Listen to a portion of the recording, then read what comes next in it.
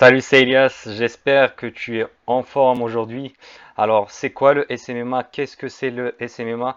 Eh bien, aujourd'hui, je vais t'expliquer exactement, je vais te montrer sur mon écran une explication exacte de c'est quoi le SMMA. Donc, je t'invite à t'abonner à cette chaîne si ce sujet t'intéresse parce que je vais t'aider à créer et développer ton agence de marketing digital avec mes vidéos. Et puis, j'ai pour toi une étude de cas dans le premier lien en description. Donc je t'invite à voir ici. Sans attendre, on va passer à notre écran.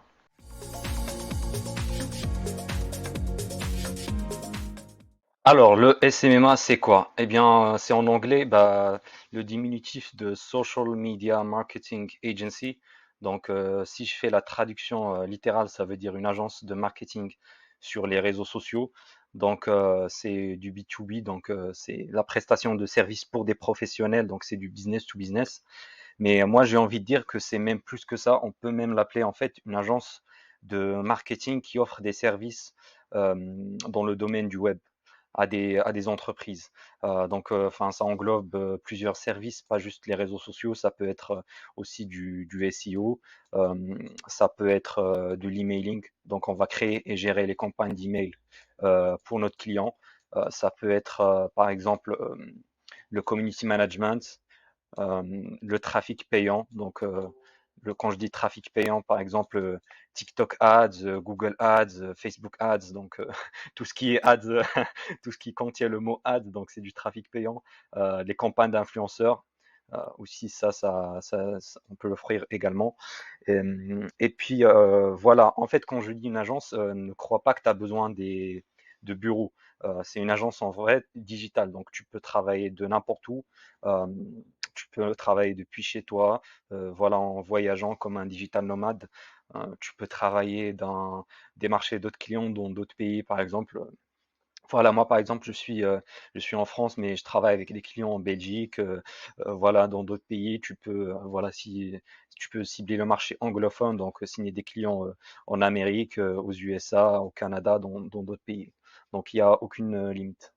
Donc, si tu veux savoir un peu plus en détail les services qu'on peut offrir avec le SMMA, je t'en ai fait une vidéo qui va apparaître ici quelque part sur la vidéo, ou bien je vais te la mettre directement en description. D'ailleurs, toute ma chaîne YouTube est sur le SMMA, donc tu vas voir plein d'infos qui vont t'intéresser, j'en suis convaincu. Voilà, pour te la faire simple, si on prend là, ici, on prend voilà, le premier chef, un chef d'agence SMMA. Donc, pourquoi je prends juste une personne seule? Parce que quand tu débutes, tu vas être seul, c'est toi qui vas faire tout, c'est toi qui vas faire la prospection, c'est toi qui vas faire le closing, c'est toi qui vas délivrer le service. Après, il y en a qui délèguent le service, mais voilà, je conseille quand même d'avoir un minimum de connaissances dessus avant de déléguer, comme ça tu vas pouvoir bien sûr vendre. Mais voilà, après, bien sûr, petit à petit, quand tu auras signé ton premier client, eh bien, tu vas avoir le budget pour déléguer tes premières tâches. Donc, tu pourras déléguer le lead sourcing, tu pourras déléguer la prospection, tu pourras déléguer aussi la délivrabilité des services. Et ici, pour schématiser, il y a ton client. Voilà, voilà, on va dessiner un building comme ça. Donc, ça va représenter l'entreprise qui va être ton client. Donc, toi, ton rôle, c'est de diriger du trafic. On va faire comme ça, la faire simple. Donc du trafic, c'est-à-dire du trafic, c'est des personnes. Donc voilà, c'est des gens qui sont intéressés. Putain, je dessine très mal, mais bon. C'est des personnes qui sont intéressées par les services de ton prospect en question, de ton client en question, pardon. Et voilà, ça va, grâce à toi, lui, il va augmenter son chiffre d'affaires, surtout si c'est du trafic payant comme Facebook Ads ou Google Ads, par exemple. Et grâce à toi, il va augmenter son chiffre d'affaires. Et une partie de ces bénéfices générés, eh bien, il va te les payer à toi. Donc voilà, c'est ça le flux d'argent, comment il va apparaître. Donc toi, ta valeur ajoutée, c'est ces prospects-là qui vont ramener de l'argent à l'entreprise en question et elle va te payer une partie de ces bénéfices-là. Donc voilà, t'es pas obligé de prendre une partie donc sous forme de la performance, donc sous forme de pourcentage de chiffre d'affaires généré, mais tu peux juste tarifer un fixe comme je fais moi. Alors, on va effacer ça pour t'expliquer d'autres choses. Alors, quels sont les avantages de ce business-là comparé à d'autres?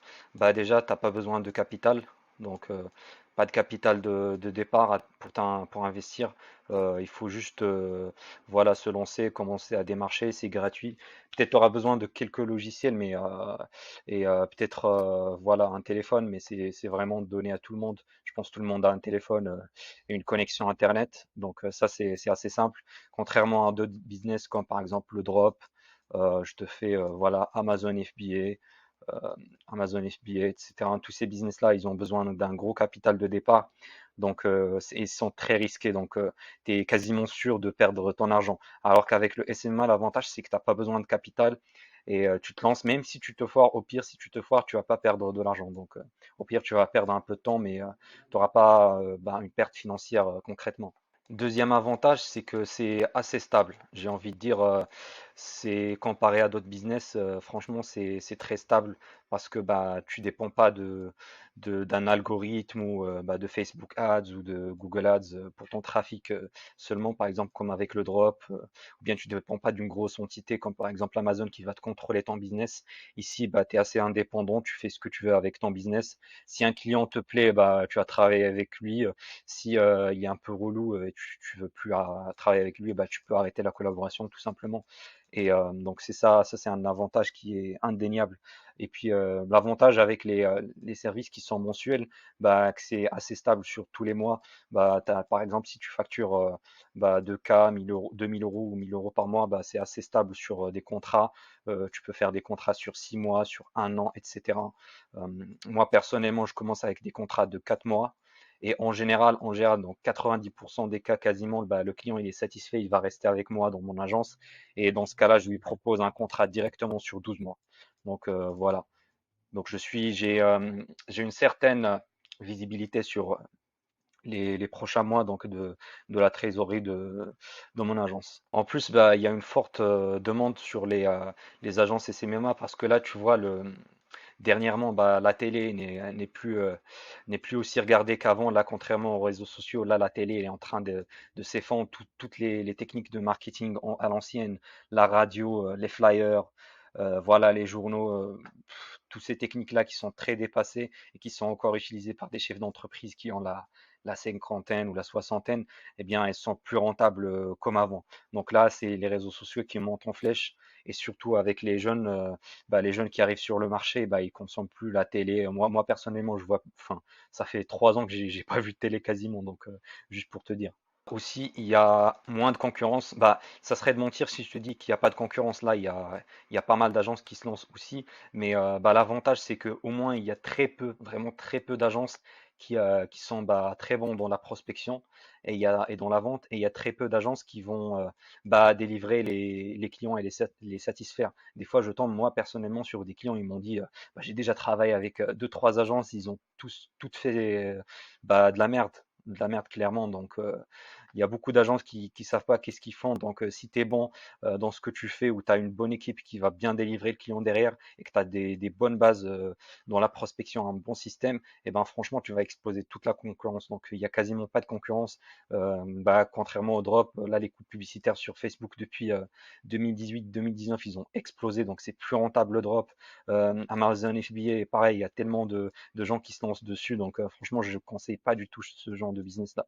Enfin, le dernier truc, bah, peut-être c'est un blocage pour toi ou bon, tu as peut-être le syndrome de l'imposteur, tu te dis non, mais moi, offrir des services, je peux pas, j'ai pas de diplôme, je suis qui, je suis pas un expert. Eh bien, détrompe-toi, je veux te dire que t'as pas besoin de diplôme. Donc, pas de diplôme. Moi, personnellement, il n'y a aucun client qui m'a demandé mon diplôme. Ça sert à rien de toute façon.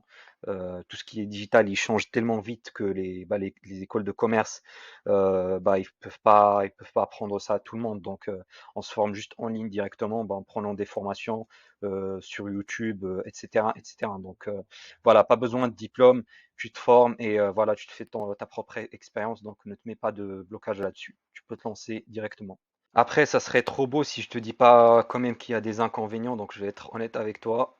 Pas comme tous les gourous là qui te montrent que des avantages, je vais te dire quelques inconvénients, même si franchement, à mon avis, les inconvénients ils sont beaucoup moins, on va dire, contraignants que les autres business. Déjà, le premier inconvénient, c'est que quand même, tu dois avoir une compétence. Là, je vais t'écrire une compétence. Une compétence, par exemple, la gestion de campagnes publicitaires. Donc, le media buying, tu peux avoir une compétence sur le copywriting, par exemple, pour écrire des emails, une compétence dans le SEO. Donc ça, c'est quelque chose qui s'apprend avec le temps. Je t'avais dit avant, on commence pas tous experts. Tu te formes juste quelques semaines sur ces sujets-là et tu seras déjà largement meilleur que 90% des entrepreneurs qui font ça. Donc ne t'inquiète pas sur ce volet-là. Après, il y en a qui font des agences SMMA en déléguant cette partie-là. Donc, si t'as pas de compétences et que t'as pas envie de l'apprendre, bah, tu vas juste connaître un peu les bases pour pouvoir la vendre à ton prospect. Et après, tu vas le déléguer à un freelance. Voilà, un freelance qui lui il va gérer le service et il va le délivrer à ton client directement. Comme ça, toi, t'as pas besoin d'apprendre toute cette compétence en précision. Quoique, il faut avoir les bases pour gérer ton freelance et garder une bonne communication avec ton client. Et enfin, le dernier, on va dire inconvénient, même si je vois pas trop que c'est un inconvénient, c'est que tu dois apprendre la vente.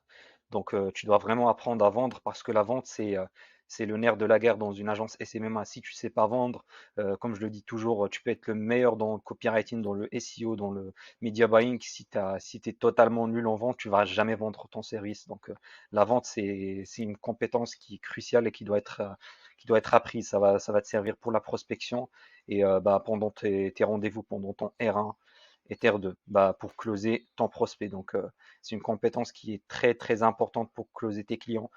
Si tu ne sais pas vendre, t'as pas d'agence. En gros, voilà, tout simplement pour te la faire courte. Eh bien, on arrive à la fin de cette vidéo. J'espère que tu l'as kiffé. N'oublie pas de checker le premier lien dans la description pour voir ton cadeau offert. Et puis, je te dis à la prochaine.